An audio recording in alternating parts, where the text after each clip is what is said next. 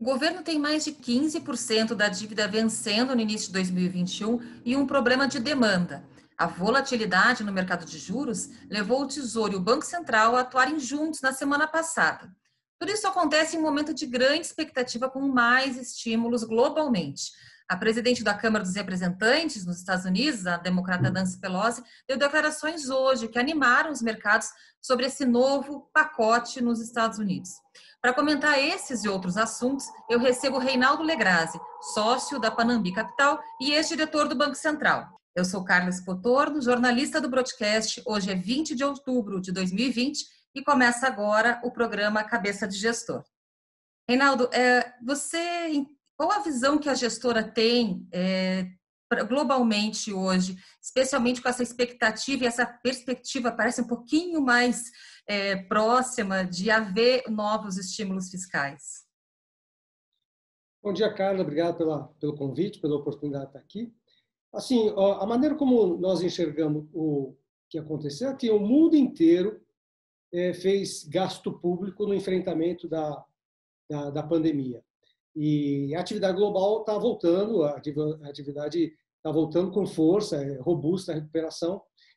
A China visou reforçar investimento e garantir o crédito, os Estados Unidos fez mais impulso monetário, fez um fiscal recorde, a Europa foi mais comedida um pouco, a Alemanha e a França é mais para a pessoa física. Então, cada país teve o seu modelo, mas todos fizeram incentivos bastante agressivos. E o Brasil não foi diferente. O Brasil fez bastante monetário e muito fiscal. Foi bem eficiente no monetário e fez um programa agressivo no fiscal. E aqui a atividade também está voltando bem. E o resultante disso é que sobrou muita dívida, tanto pública quanto privada. Agora chegou a hora de fazer a gestão. Então, precisa de um plano e precisa de um plano e combinar com os financiadores dessa dívida. Que parece que não é isso que parece que é o problema agora, né? Inclusive na semana passada a Panambi junto com a Renascença fizeram uma conversa ótima com o Banco Central para esclarecer alguns pontos, até porque o Banco Central e o Tesouro atuaram conjuntamente, né? E eu queria entender como é que vocês veem esse momento. É preciso fazer algo a mais? As respostas do Banco Central até agora, a comunicação ela tem sido suficiente dentro do que vocês esperam? Então, a live foi muito oportuna mesmo, com o diretor Bruno Serra. Ele foi muito solícito e acho que foi uma oportunidade ótima para esclarecer o que está acontecendo. A atuação, em geral, quando o Banco Central e o Tesouro atuam conjuntamente, é positivo. E eles fizeram muito bem isso na semana passada e encurtaram os prazos. Então, assim, encurtar os prazos, segurar um pouco a emissão. O Tesouro já tinha alterado o PAF, uma série de anúncios, uma série de medidas visando a facilitar essa dívida. Ainda assim, a dívida é grande e o que detonou esse processo de dificuldade da rolagem da dívida foi o governo anunciar que queria fazer mais gasto. Então, que é aumentar o auxílio emergencial, prorrogar o auxílio emergencial, seja qual for o nome. E aí, desculpa te interromper, mas essa ainda é uma grande dúvida, né? Agora, as últimas notícias é de que, inclusive, essa decisão, por conta de uma questão das comissões no Congresso, pode ficar para dezembro e dependendo muito do Congresso. Isso assim, aumenta ainda mais a preocupação. O que a gente tem visto é que toda a confiança de que haverá um bom gerenciamento, né, dos prazos e da dívida fica um pouco dentro da comunicação mesmo do governo, por parte do ministro Guedes, que está aí desde ontem falando com o mercado. Carla, essa coisa de ficar para dezembro, essa é a boa notícia. A boa notícia é o governo não fazer nada sobre esse assunto. O auxílio emergencial foi ótimo, algo em torno de R$840 por mês para 60 milhões de pessoas, custou 50 bi por mês, depois reduziu pela metade. Agora é respirar um pouco, esperar para ver como que a atividade se comporta e pensar num plano mais para frente. O Brasil precisa voltar a crescer. Se o governo não fizer nada agora, eu diria que o mercado melhora. Mas, então, quando eu digo um plano, o plano é esse. Nós temos uma dívida hoje que ela é 800 bi maior do que nós imaginávamos no começo do ano. Quer dizer, olhando 2020 mais 2021, a dívida, a necessidade de financiamento da dívida pública brasileira cresceu uns 800 bi. Não é trivial numa dívida de 4 tri e pouco, você vê que a proporção é muito grande. O Brasil precisa de um plano para isso. Se o governo abrir mão do projeto do auxílio emergencial agora, continuar com o Bolsa Família como está, ou operar dentro da margem de manobra que tem, que é uma margem de manobra razoável, se ele se mantiver dentro desse espaço, eu diria que o financiamento da dívida vai ser mais tranquilo. Tem que esperar os próximos passos mesmo. Eu queria, dentro desse cenário que a gente, né, que vocês traçaram, e também do que a gente viu aí no mercado de títulos, queria entender como que isso afetou a carteira do fundo multimercado de vocês. Ele é um fundo com múltiplos ativos mesmo, né? Eu queria entender como que tiram um baque por conta desse deságio, essa escalada nas LFTs. No caso da Panambi, a Panambi tem fundos multimercado e de previdência. Multimercado de previdência também. Na previdência, existem algumas restrições regulamentares que nos obrigam a carregar títulos mais longos, e então esses fundos sofreram mais. O multimercado sofreu menos porque tinha uma carteira menor alongada. Então, em geral, toda a indústria de fundos sofreu alguma coisa. O problema não está exatamente nos fundos multimercado, mas está nos fundos de renda fixa de curto prazo. Esses fundos têm algo em torno de 2,5 tri. Eles sofreram muitos saques em função da taxa de juros mais baixa no Brasil. Você vê que financiamento de dívida e política monetária não tem uma ligação mecânica imediata, mas caminham na mesma estrada. Sim, então, se afetam, né? Taxa de juros muito baixa fez perder captação nos fundos de renda fixa e curto prazo. Esses são os tradicionais financiadores de LFT, principalmente. E quando esses financiadores saíram, a LFT começou a abrir de prêmio, aí a LFT começou a abrir prêmio, puxa todos os outros papéis, e aí traz a dúvida sobre a dinâmica do financiamento da dívida. Então, os fundos... Isso afetou mais os fundos de previdência de vocês, então? No nosso caso, mais os fundos de previdência, que precisaram fazer ajustes, porque você tem que ter uma carteira, você tem limitações, você só pode ter até 25% incompromissado em fundos de previdência. Então, naturalmente, a LFT sempre foi usado como um neutro no mercado. Era um papel para fazer a sua aplicação de caixa. O mercado nunca se preocupou muito, o investidor nunca se preocupou muito com o risco LFT. E hoje fica claro que a LFT tem que ter um prêmio, porque não faz sentido financiar um prazo longo sem nenhuma expectativa de volatilidade. Então, a volatilidade que veio para o mercado de NFT, ela veio de sopetão, mas ela tende a ser permanente, um pouco de vol e um prêmio maior. O prêmio chegou a 50 bips, você vê, taxa de curto prazo, a taxa básica é de 2%, e o prêmio chegou a 50 bips. Caiu para 20, 25 e deve estar por aí, 25, 30 bips. Mas esse mercado tende a continuar nervoso, porque o governo ainda não deu resposta e é um volume muito grande. É um volume muito grande de financiamento que o Brasil tem que fazer.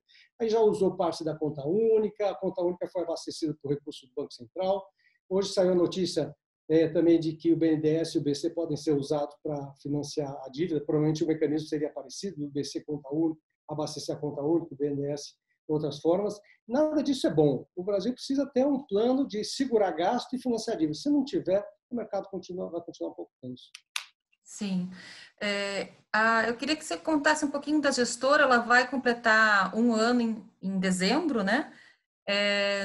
E eu imagino que por conta de pandemia, por conta de tudo que a gente está vivendo nos últimos meses, deve ter mudado muito o cenário, a cabeça de vocês. Vocês entraram na pandemia uma carteira muito diferente da carteira que tem hoje. Eu queria que você contasse um pouco dessa jornada aí. A Casa é nova, vai completar um ano, foi formada por profissionais muito experientes, nos conhecemos há muito tempo, já trabalhamos juntos, e uma turma acostumada a turbulência e volatilidade alta, porque com um juro muito baixo no mundo, é natural que a volatilidade dos ativos, a volatilidade das carteiras seja mais alta. Então, nós entramos na pandemia mais leve, a taxa de juros tinha um cenário que era um cenário, na nossa visão, claramente altista, e então não tínhamos posição nenhuma. Aí, quando veio a pandemia e deu stop loss, foi uma boa oportunidade para fazer posições em juros. A carteira é diferente hoje? A posição de juro naquela época era zerada, agora é uma posição tomada em juro. Uma questão que o juro vai acabar subindo em algum momento, por essa pressão toda que nós estamos falando. O cenário de ações ele parece um pouco mais positivo, porque o internacional, a liquidez global, puxa preço de ações. E nessa turbulência, as empresas listadas saíram mais fortes. É natural, nas crises, os mais fortes saíram melhores. E as listadas, em geral, são mais capitalizadas, mais ajustadas. Então, estão ganhando produtividade porque o emprego está retomando mais devagar do que a atividade como um todo. Então, nós temos posições e ações que nós tínhamos uma posição razoável naquele momento, mas hoje nós temos uma posição um pouco maior em ações. Quanto que está a posição, assim, em termos do orçamento de risco? Ela chegou a dobrar de lá para cá, né? Passado aquele mais A jornada foi uma jornada que, assim, antes da pandemia, o risco era um risco normal, não era muito alto, mas era um perfil de risco, eu diria que normal. E na pandemia, o risco explodiu, porque a volatilidade subiu, a análise de cenário de estresse que a gente usa para calcular ficou muito mais difícil. E aí as figuras de risco todas subiram muito. E pós-pandemia vem caindo. Hoje, nosso cenário de risco é um cenário em que as figuras parecem baixas, mas agora nós estamos num momento que as figuras de risco parecem baixas, quando na realidade o risco é maior do que as figuras mostram. Então tem que tomar um pouco de cuidado nessa leitura. Eu diria que a nossa carteira é uma carteira hoje com um risco razoável, mas se você olhar figuras como estresse ou VAR, que é muito popular, as figuras uma carteira tem um risco razoável, o risco já voltou a subir, não só aqui na Panambi, como no mercado como um todo, nós já vimos o risco subir. Sim, os agentes estão mais propensos a assumir um pouco mais de risco, né? Falando um pouco de perspectiva, Reinaldo, queria que você comentasse o Forward Guidance e um pouco de política monetária, como que vocês veem esse traçado aí de perspectivas por parte da autoridade monetária. Legal. O Banco Central do Brasil, alinhado ao movimento global, o Banco Central do Brasil ofereceu muita liquidez ao sistema, garantiu a solvência e reduziu bastante a taxa de juros. Hoje nós estamos num ambiente de taxa muito baixa, a expectativa de inflação caiu, o ambiente desinflacionário, a expectativa de inflação veio para próximo de 2%. Hoje a nossa expectativa para 2020 é de uma inflação de 3,1%, para 2021, 3,3%. Todas elas abaixo da meta, para 2022 também, indo em direção à meta, mas um ambiente ainda que sugere uma taxa de juros expansionista. E é assim que está funcionando. Então, assim, num cenário gradual, normal, as taxas de juros podem continuar baixas no Brasil por um longo tempo. Aí o Banco Central se aproveitou de um instrumento que no mundo está sendo muito usado, o Forward Guidance, que é dizer o seguinte, eu sinalizo que eu vou ficar com a taxa baixa por bastante tempo, mas alinhado à manutenção do quadro fiscal. Isso é o ponto, esse é o disclaimer do Forward Guidance. Se o quadro fiscal Ele tem sempre deixado muito claro, né? Derruba o Forward Guidance. Então, agora, aí o mercado viu essa discussão fiscal, falou, se derrubar o quadro fiscal, se o quadro fiscal mudar, o Forward Guidance cai e a taxa de juros sobe. A discussão que nós estamos passando hoje é essa. O quadro fiscal vai mudar? Se mudar, o Forward Guidance cai. Muito bem. Se o Forward Guidance cair, a taxa de juros volta a subir no Brasil? Não necessariamente. Aí nós vamos olhar para inflation targets, né? Para o target de inflação, que continua abaixo das metas. Por essa leitura, poderíamos dizer que a taxa de juros não teria pressão de alta. Mas, se o quadro fiscal mudar, o real deve desvalorizar, as expectativas de inflação devem subir, e aí a postura na gestão de taxa de juros pode ser diferente também. Esse é o risco que o mercado tem que conseguir levar em consideração na hora de fazer as posições. Hoje, quando a gente olha o nosso cenário central aqui na Panambi, e diria que no mercado também, é um cenário de respeito ao teto de gastos, manutenção do teto, usando a pista que tem de manobra. Em 2022 tem um pouco mais de espaço para gastar. Nosso cenário central é esse. Nesse cenário central, a taxa de juros fica baixa durante bastante tempo, as ações aqui podem subir, o real teria a tendência a valorizar. Só que os cenários alternativos, os riscos de cauda, como no mercado gosta de falar, os riscos de cauda aumentaram muito. Então, o risco do quadro mudar ficou bastante grande e aí o mercado está se protegendo. Enquanto o governo não deixar claro qual é o plano para financiar a dívida e como o governo vai se posicionar, esse mercado vai ser difícil acalmar.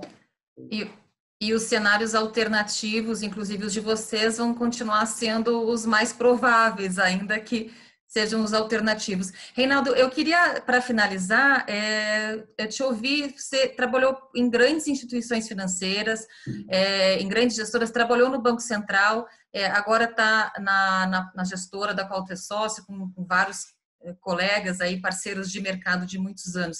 É muito diferente. Como é que as gestoras hoje em dia elas têm mais exigências para, enfim, em termos de estrutura? Queria ouvir teu comentário agora como empresário, como empreendedor. Ah, legal. Para mim, a adaptação foi muito tranquila quando eu fui para em asset grande, em asset independente. Quando eu fui para o setor público, eu me adaptei com facilidade, voltei para o setor privado também. A adaptação, eu acho que a adaptabilidade é um requisito fundamental hoje em dia, e eu me sinto feliz assim. E realmente as assets independentes hoje elas têm um nível de exigência muito maior que há 15 anos. E se tornaram empresas de processo também muito mais do que há anos atrás. Então, hoje é importante as equipes, nós temos 20 pessoas trabalhando aqui na Asset, é importante você cobrir várias etapas do processo que antes você não tinha que fazer. Mas, então, assim, hoje as ações são muito mais organizadas, isso é bom, isso traz... Governança, no fim das contas. Acho que talvez seja um trabalho mais... Talvez seja um trabalho mais complexo do que era alguns anos atrás, com uma gestora independente, mas no fim das contas acaba sendo maior governança, todo mundo ganha, né? É isso mesmo. Tá certo. Reinaldo, quero te agradecer demais pela entrevista. Muito obrigada. Tá à disposição. Obrigado a você. Tchau. E a gente encerra aqui, então, o programa Cabeça de Gestor. A gente se vê na próxima edição. Até lá. Tchau, tchau.